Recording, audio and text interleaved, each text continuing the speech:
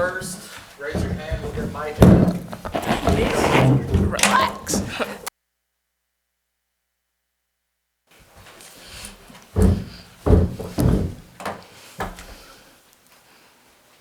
Where'd everybody go? New York. Okay. Well, Tuesday we'll see if some of them are back in this press conference. We did good in New York, didn't we? Go, Jaden. Aneesah, I guess for you, obviously the slow start, but what did you see early that y'all kind of struggled with, and then what was the difference in the second half for y'all? I just felt like we allowed them to control the tempo. We weren't defensively sound at the beginning of the game, and on the second half, that's when we locked in, played together as a team, and focused on defense. Hey, Aneesah, here in the back, sticking with you. 27-10 as you've transitioned into this new program. What has made you so hard to defend? I personally feel like I've always been kind of hard to defend since I've been a freshman, but I will also say just how aggressive I am on the boards, offensively, defensively, how I get in the passing lanes, and just positioning myself in the right spots at the right time. Hi, Aneesah. So you came out in the second half playing with lots of intensity, getting big down low. What would you say kind of fueled you tonight and caused you to explode with that type of power? I try to be as consistent as I possibly can every day, and my goal is to get a double-double every night. I'm a double-double machine, and I've been that since my freshman year. So just staying as consistent as I possibly can. Yeah, this is from Mikaylah right here. Can you just talk about how this team senses when somebody gets hot and y'all feed them like you did her and Angel in the third quarter? Right. At the beginning of the game, the post players or the guards were jacking up shots, missing shots. We're not getting nothing offensively. So our core, the post players, Aneesah and Angels, they're beasts down low. So we know if we get it in there, they can get our offense going. As we work in, they can work their way out. Aneesah, this is, I guess, the second straight game where you and Angel had a lot of extended minutes together on the floor. Just talk about how you guys sort of go about building chemistry with each other, maybe not even in games, but maybe at practice or maybe even outside of practice. I would say specifically it starts in practice, of course. I would say just playing off of each other. If she shoots a shot, even if it's going in or not, I'm attempting to get a rebound, and she does the exact same. And we know that we want to be beasts on the boards and dominate the boards, and that's our goal. Mikaylah, when you see Angel and Aneesah, facing double teams and triple teams on their post catches, as a guard, what can you do to help open up the offense in that scenario? Make shots. I mean, if you're making shots, your person can't leave you and go double them. So it's either you double them and you leave a three-point shooter wide open, or you go one-on-one with them and give up 27 and 13? 10? 10. Like, you like me? Either one of you can answer this, but it seems like you guys must be on the same team when you guys scrimmage in practice. There's a lot of camaraderie between the two of you and meeting up with one another after a made shot. What do you like about playing with one another? I would say, me personally, I just challenge MK every day. She's one of the top freshmen in the nation, and she has a lot to add to her game. She hasn't even reached the peak of her game at all, and just challenging her, she got more rebounds than me tonight. But that's something I've been challenging the guards, is getting in there and getting those rebounds. I'd just say Aneesah is a great leader. She pushes me every day in practice, in the games, just pushes me to be better, and then I push her to be better. So we're just working to be great.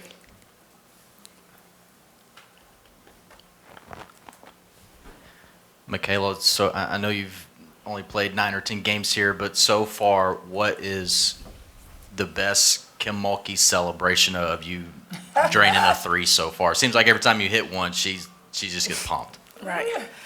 I think all of them are pretty good. I mean, it's just emotion. It's passion for the game. And that's one of the reasons I came here, was because of her passion for the game. So just seeing that, like, she's the same person as she was in a recruitment, and just seeing that is a good feeling. Got time for a couple more for these players. Mikaylah, this is your first time to go through this. You have a 10-day period between the last time you played Virginia Tech to get through finals, and then maybe that contributes to the first two quarters. Can you talk about just kind of knocking off the rust a little bit and getting going. Right. I think the biggest thing was just staying sane. We knew we came off a 10-day break. We knew we wanted to start off fast, but we didn't. So just staying sane and facing adversity. We've been facing adversity this whole season. So what's something in a game? We faced it. We stayed sane. We did what we have to do on defense, and the offense came, and then it was all good. Mikaylah, without Haley tonight, a lot more ball handling responsibilities kind of found your way. How do you feel like you handled that, and how do you feel like you can continue to get better at that? I think I had one too many turnovers, but other than that, it could have been better. I'm going to keep it at that. It could have been better, a lot better. Thank you, ladies. Don't forget to go see those little kids down there. Okay.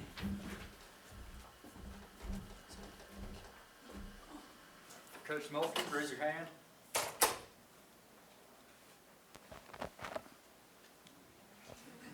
So I'm sure every game you learn something from your team, where you see like their weaknesses or little wrinkles that need to be fixed. So playing today against UL, what would you say are a few things you feel the team has to improve on moving forward? Well, the way we started was not very good. And I don't want to take anything away from ULL. I thought Coach Broadhead did a good job of having his team ready. I thought some of the things he was doing to us when the game started was solid. It was sound.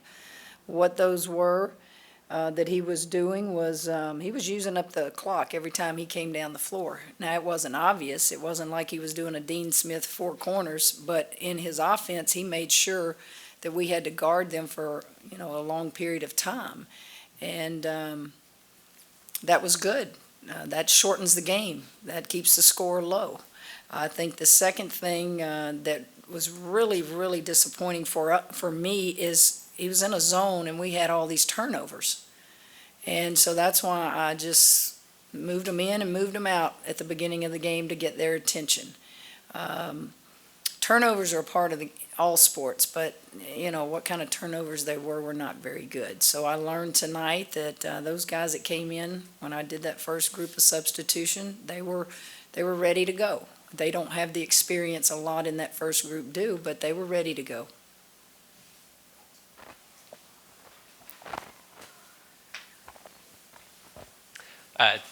Players kind of touched on it a bit, but rebounding, you held them to just 6 rebounds in the second half after a kind of back and forth in the first half.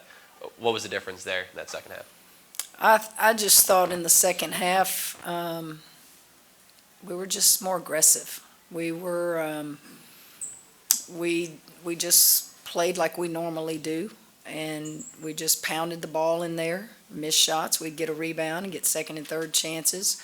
I thought that everything we did in the second half was totally opposite of what we did in the first half, and it starts with your effort, your energy, your aggressiveness. I just thought they were more aggressive, and as I told them in the first time out, they don't care if they all foul out, and how many of them did.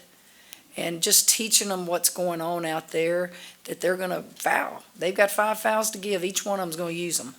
And I just thought that we didn't respond back in the first half with that kind of effort. And we're physical. We can bang with the best of them, and we did a better job of that. Mikaylah, is that her career high in rebounding? Yes, ma'am. I've been challenging Mikaylah. Mikaylah is unbelievably talented, and she makes it look effortless out there, but I want her all-around game to be a double-double, triple-double every night. And she responds. She responds to my coaching, and it's not always just getting on them and hollering. It's making little snide remarks in practice and making them laugh about it, and getting their attention in ways where they're like, okay, I'm going to show you. And to see her do that tonight. There was one possession down on our end in the second half. If you'll remember, she came in there from the other side of the wing and got that rebound, and then I think she came right back to Angel or one of the posts with a feed, and that's what she's got to do, because she's got the body to do it. Morrow, she's right. She and Angel are walking double-doubles, and I want them fighting over rebounds. I want them to be happy that their name goes on the board in the film room. If they get double-digit rebounds, their name goes on the board.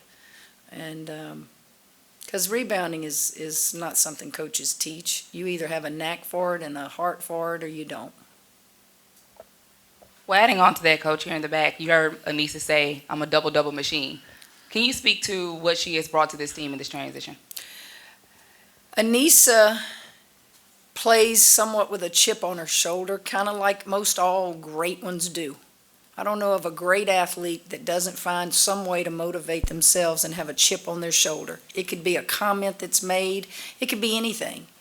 And she has that internal chip on her shoulder where she knows she can play at any level, and somewhere along the way she's expressed it to y'all. People don't think she can. She said it in one of the press conferences. It's like, so y'all don't think I can do at LSU what I did at DePaul? And I remember that. I remember that from the press conference, and I thought, okay, this kid is motivated by that.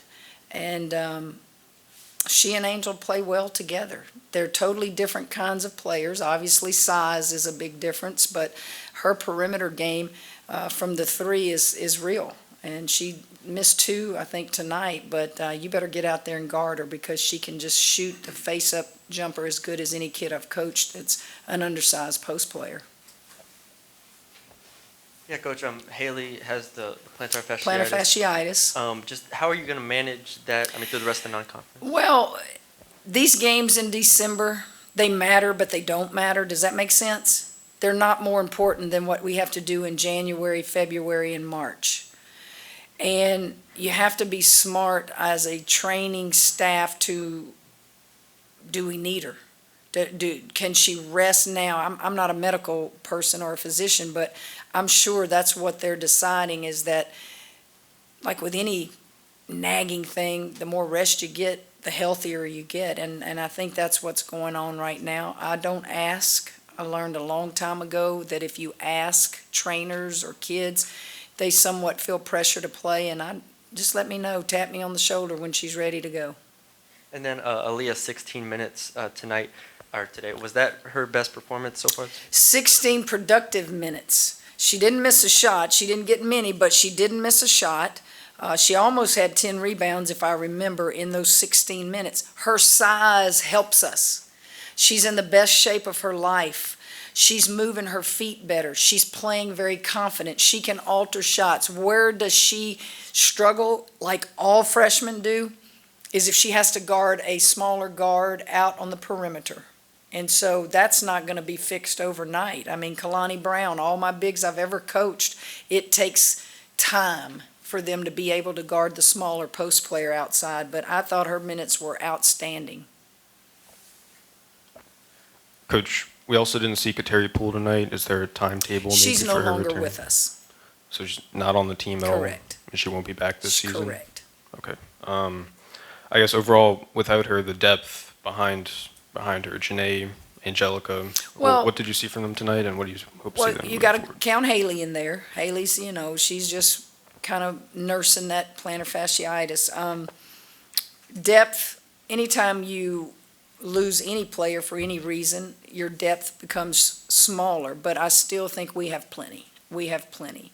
Janae has to get more in the flow, and little by little she is. She's got to be able to be that second perimeter player for us right now coming off the bench. Kind of adds to that point about Kateri. I remember last year you saying it's just year 2, guys. This takes time to build something. Here we are. We're only looking at 3 players who contributed last year, contributing to this year's team. You're still seeing the same success. Is that the college basketball game changing, or is that what's just happening at this time? Or Well, I hope we're building a product here. I hope we're recruiting and we're building a product with freshmen and transfers and returning players. You have to do many, many years of building a foundation. We jump-started this thing last year, and we created a monster, really. Who does that? And now we have to figure out how to keep feeding that monster. And what I mean is we got to keep recruiting. We got to keep getting people in here that will keep this thing at a high level. And I think we've brought in some really talented players. They just lack the experience, but they won't be freshmen forever.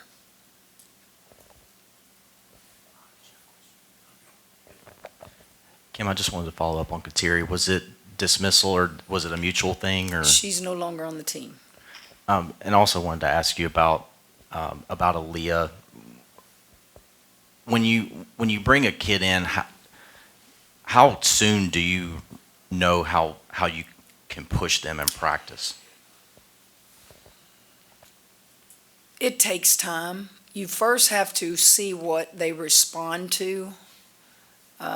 Some kids respond to really, really hard coaching. Some kids need a wink. Some kids need a hug.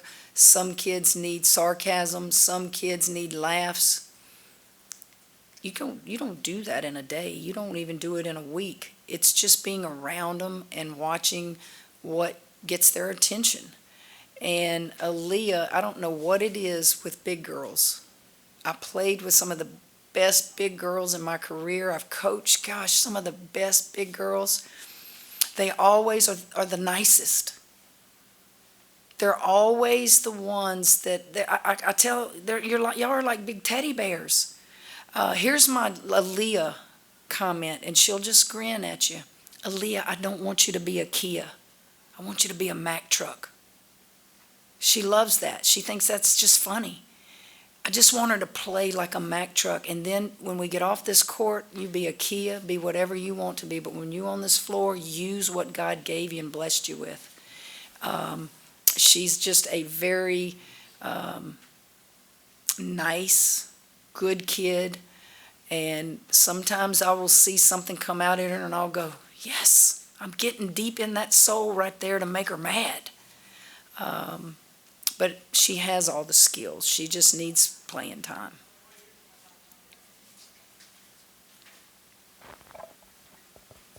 And Kim, with Poa and Angelica, kind of what's next for you in getting them, if you're without Haley for the next 2 or 3 games, like what's the next for you to get them ready? You can't take Mikaylah out of that mix. Mikaylah can also play point, as she did some tonight. I think that each one of them, Poa has the most college experience. Mikaylah probably has the most physical talent. And then Angelica is just a true point guard that's still learning the system. So they all have different qualities about them, and it's my job to put the right one on the floor at the right time during the course of a game. So that would be the 3 that are going to be your primary ball handlers in December. Do 1 or 2 more questions in here, guys. For Poe in that point guard role, she started off, I think it was 1 assist, 3 turnovers in the first half, then 6 assists, no turnovers in the second half. What did you kind of tell her at the half, or did she kind of just look more comfortable in that role? She did get better as the game went on. I think Poa gets herself in trouble because she wants to hit the grand slam or the home run instead of taking the single. And you have to know when to do what. I don't even think, if I remember, that I said anything to her. I think my stare when she came out of the game was enough. She wouldn't look my way. So sometimes you don't have to say anything. You just look at them and let them know, what are you doing out there? You're supposed to be the quarterback, the coach out there. Yeah, I don't think I said anything to her at halftime. Didn't need to. I don't think I needed to after she came out of the game that first time. All right, thank you, guys. Thanks, guys.